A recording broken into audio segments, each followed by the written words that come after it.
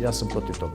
Znači, treba sve da bude tu i onda ljudi koji to konzumiraju da odaberu ono što odgovara njima. Nažalost, mnoge naše porodice nemaju, niti roditelji brinu o tome da se već u tom krugu, porodičnom krugu, deci knjiga preporuči najpre kao poklon, kao dar, a zatim i kao potreba, kao jedna kreativna potreba u smislu razvoja mlade ličnosti. Kič ili masovni neukus je prisutan u svim društvenim sferama, tako da on nije izbjegao ni književnost. Mnogo je pisaca koji na brz način pokušavaju da dođu do para, do slavnosti, a da pritom zanemaruju neke osnovne umetničke vrednosti kojima bi trebalo da se rukovode tokom pisanja. Kič ne da postoji samo u književnosti, već postoji u svemu. Ako pogledate samo našu glavnu ulicu ovdje u Nišu, Pobedinu ulicu, vi ćete vidjeti da je to blaga strava od kiča i od onoga što je urađeno sa izlozima, sa natpisima. Znači, jednostavno, mi smo pretpleteni i ja mislim da danas ne bi mogli da živimo da ne postoji tog kiča. Zamislite sad jednu lepu uniformisanu ulicu, sređenu, monotonu, gdje će pola ljudi da izvrši samoubistvo. Tako da je kič sastavni deo našeg života i ono što bude, ponovo ponavljam, vredelo, to će izaći, ono što ne bude vredelo, to će ostati. Ostalom, ajde da vidimo Mozarta i njegove opere koje su bilo 15 ljudi, na operama onog Salijerija čuvenog već je bilo hiljade i hiljade ljudi, znači jednostavno uvek ga je bilo, uvek ga će biti. Nemamo komisiju koja će da odredi šta je kič, šta nije kič, znači tu vreme leči. Kič postoji u književnosti, uvek je postojao i hvala Bogu da je tako. Bez kiča ne bi bilo krvi i mesa u onoj vrsti literature koju smatramo ozbiljnom i koju smatramo i koja zapravo traje. Kod nas ima i druga jedna stvar, pošto je sad naravno sloboda je potpuna u medijima, u izdavaštvu, ima jako mnogo te literature koja zaglupljuje, koja neguje sujeverije, koja ima potpuno onako jedan vrlo jeftin karakter i to ne doprinosi mnogo, ali popunjava jednostavno tržište. I tu postoji jedan pad, koji imate samo nekoliko stotina pisaca, horoskopa, vračara, takvih raznih stvari i onda nekakvih jeftinih poluerotskih knjiga. To je sve dosta nizak nivo, očigledno jedan deo publike to traži, tako da se to i prodaje. Ali to je van onog koloseka kulture koji nas zanima. Pa kič je po definiciji prodavanje loše robe. Znači, na početku kič se bio definisao kao prodavanje loše robe u primenjenoj umetnosti. Danas je kič jedna raširena pojava i kič ima svuda, ne samo u književnosti, tako da ga ima i u književnosti. Znači, ima jako mnogo loše robe u književnosti, ali svaka roba ima svog kupca.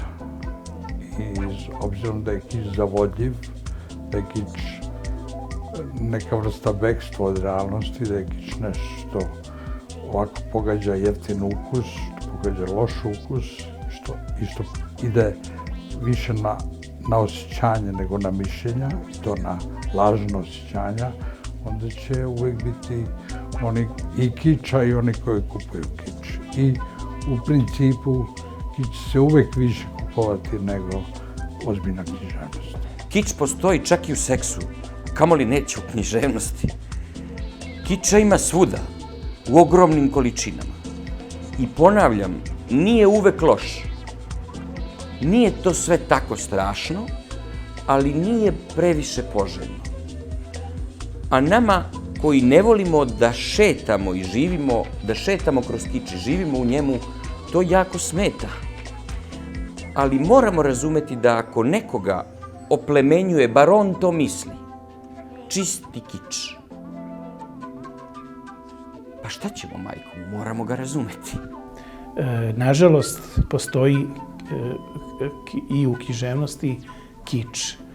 Postoje mnoga književna dela koja se preporučuju, a da to stvarno, suštinski, shodno relevantnim književno-umetničkim kriterijima ne zaslužaju.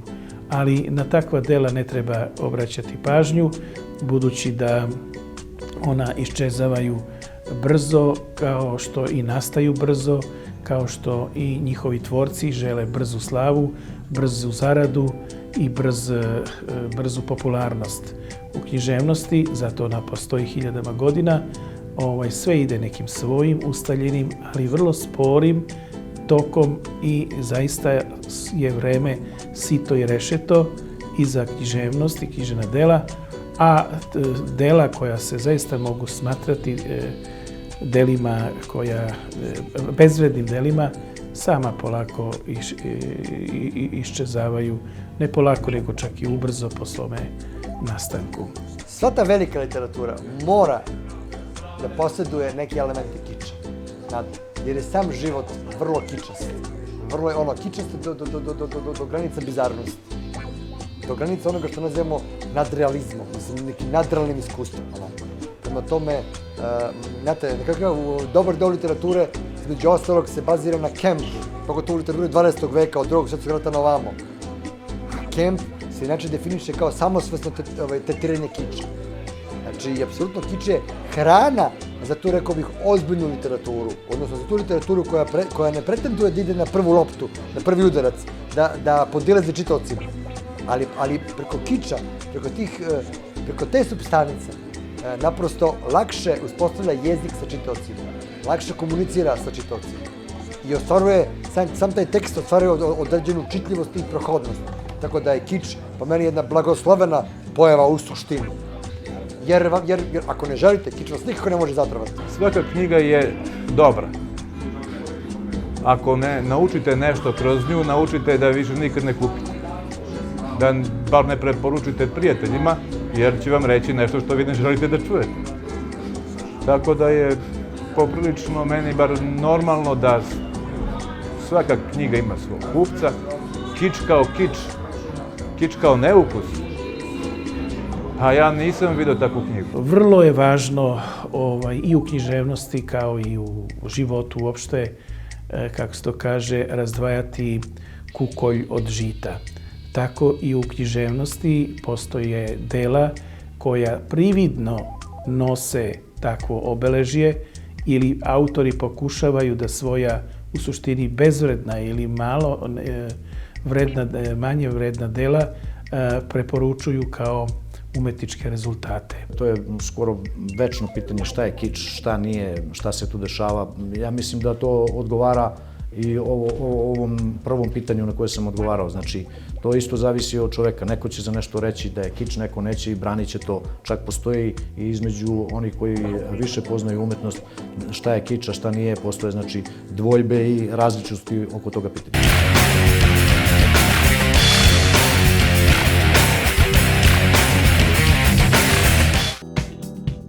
Dispanzer Varnava na novoj adresi sa dobro znanim i savremenim sadržajima, novim metodama i stručnom ekipom lekara. Ulica Ćirila i Metodija 25 u neposrednoj blizini Doma zdravlja i Filozofskog fakulteta. Telefoni 520 360 i 520 680. Specijalna internistička bolnica Miroš 018 520 640 520 174. Niš, 9. brigade, broj 10.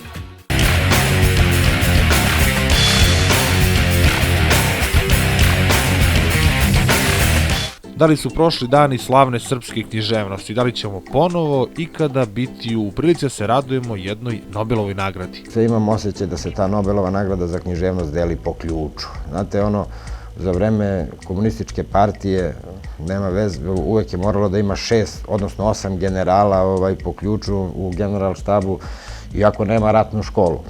Ali, s obzirom da poslednjih nekoliko godina Nobelove nagrade se dodeljuju za neke ljude koje nikad niko nije čuo i mi koji, ja ne kažem baš toliko da sam obavešten i da pratim književnost, ali sve mi više to liče na one Nobelove nagrade. Ne kritikujem ja institut, Nobelov institut za književnost koji to fenomenalno radi, znači, ali ja ću vam reći da je u svetu kudikamo bilo nepravdi kod dodeljivanja tih nagrada i mislim kao i svugde, u celom sistemu, u celom društvu, kao u celom svetu je ipak i tu malo politika. I u onom kako su Srbi satanizovani, onako kako su zlikovci, okupatori, ubice i sve, i sad neko da dodeli nekom našem autoru Nobelovu nagradu, ja mislim da bi to bilo ravno podmetanju eksploziva onog dinamita što je Nobel izmislio ispod Kraljevske akademije u Norveškoj. Da li će opet neki srpski književnik postati Nobelovac? Verujte mi, to je, od svih ovih pitanja, to je pa totalno političko pitanje. Znači, najpolitičnije. Nobelova nagrada, kao i sve ostale nagrade, mi kukamo na ove nagrade koje se dodeljuju u Srbiji, na ove književne, kao uvek određuje neki lobby. Ranije se to zvalo klan, se zove lobby. Pa znate lobiranje između političkih stranaka koje su na vlasti u opoziciji, pa one kumovske veze, govorimo o nepotizmu, govorimo o korupciji i tako dalje. A ne znaš šta, a te pođite od Nobelove nagrade. Mislim, odgovor na ovo pitanje, samo ću vam reći jednu činjenicu. Prvi dobitnik je, kao što svi znamo, to je istorijski fakat, trebalo da bude Tolstoj. On to nije bio još da ga proglasili nepodobno, jer je u to vreme napustio hrišćanstvo. Imao je ono već svoju fazu reformacije hrišćanstva, jer mu se smučila ljudska beda, ona beda ljudskog, onog realnog, praktičnog, kako da već kažem, onog života, pre svega mislim na život ruskog seljaka. I, znači, već tada imate kriterijum podobnosti. Pa nije to drug Tito izmislio. Neki Kardelj, neki tamo, ja znam, Đilas i tako dalje. Uvek je kriterijum podobnosti postojao. Kao što i danas. Nobelovu nagradu će dobiti samo onaj Srbin ko bude plivao po Srbiji i ko bude bio politički dovoljno korektan u očima tog svemoćnog zapada. Hoće onda kada Srbija bude jedna stabilna država koja će imati svoj lobi u svetu, gde će se taj lobi brinuti o njenom stvarnom predstavljanju, ne nekom kvazi predstavljanju. Iskreno, ja sam očekivao da Milorad Pavić dobije Nobelovu nagradu. Ne zbog toga što volim njegovu književnost, već zbog toga što je postigao neki uspeh u svetu. Ali činjenica je da je svaka, naročito takva jedna nagrada, krajnje politička i da o njoj odlučuju svi osim pisaca. Uveren sam da će jedan izvanredan pisac sa ovih prostora ranije ili kasnije biti ne Nobelovac, nego Tribelovac ili kako će se već to tad zvati. Živimo obično u kratkim vremenskim periodima i samo smo našeg kratkog života svesni. A čitamo sa velikom lakoćom literaturu od pre 200, 300, 500 godina. Šta znači biti Nobelovac? Da li je Dante bio Nobelovac? Uveren sam da će neko odavde, neko sa ovih prostora, jednom sigurno biti jedan od najvećih. Kad tad, za Boga, pa imamo šansu, to je ono što treba da verujemo. Da li će baš biti u mojoj generaciji ili u vreme mojih unučića ili možda mnogo, mnogo kasnije, potrudit ćemo se da bude što pre lepo je to imati. Lično mislim da je i nenadano, svojevremeno, neočekivano i naš jedini Nobelovac Ivo Andrić dobio tako značajno priznanje. Ja sam veliki i dubok poštovalac umnoga dela Iva Andrića. Ja sam od onih koji je i sam kao pisac sazrevao nad delima i čitajući dela Ive Andrića. Ja sam od onih izuzetnih poklonika njegovog stvaralaštva i jedino znam da u našoj kulturi postoje autori koji su to priznanje zaslužili. Ako ništa drugo, slobodan sam da ih poredim sa nekim piscima koji iz drugih kultura koji su dobili u međuvremenu Nobelovu nagradu za književnost. Možda će jednog dana neki Srbin isto biti Nobelovac. Mislim da to nije toliko neizvesna stvar. Ako gledamo u budućnost beskonačno, zašto da ne? Bilo bi sad uputno da kažem da ćemo mi skoro dobiti Nobelovu nagradu ponovo, ali moram da budem iskren da smo mi sad dosta daleko iz više razloga.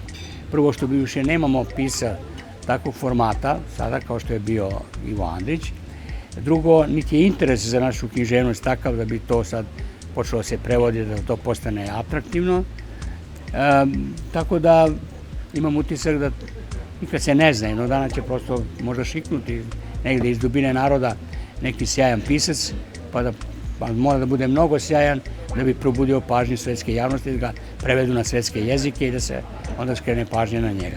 Ali imamo nekoliko interesantnih proznih pisaca. To je sad vrlo pitanje koje, da li će dobiti književnost Nobelovca, to je sad pitanje koje,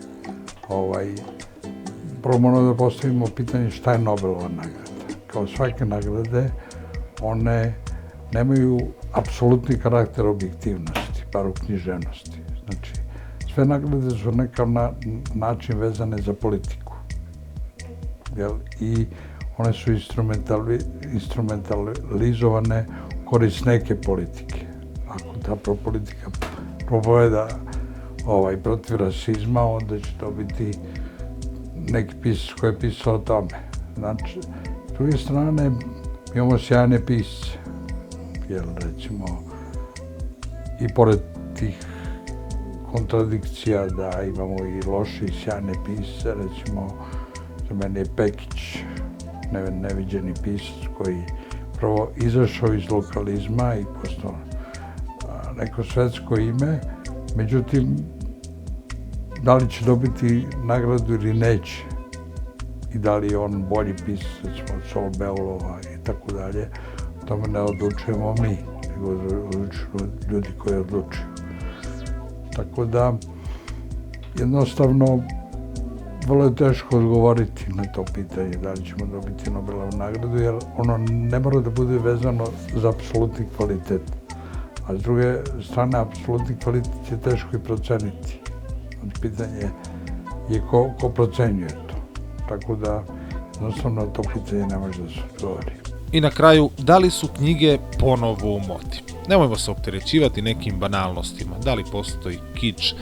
Da li ljudi kupuju knjige na metar i u boji svog nameštaja? Prosto čitajmo i uživajmo u vrhunskom stvaralaštvu ovih umetnika.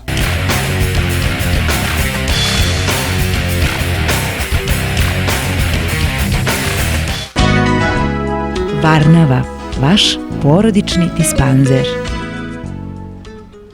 Specijalna internistička bolnica Niroš. 018 520 640 520 174. Niš, 9. brigade, broj 10.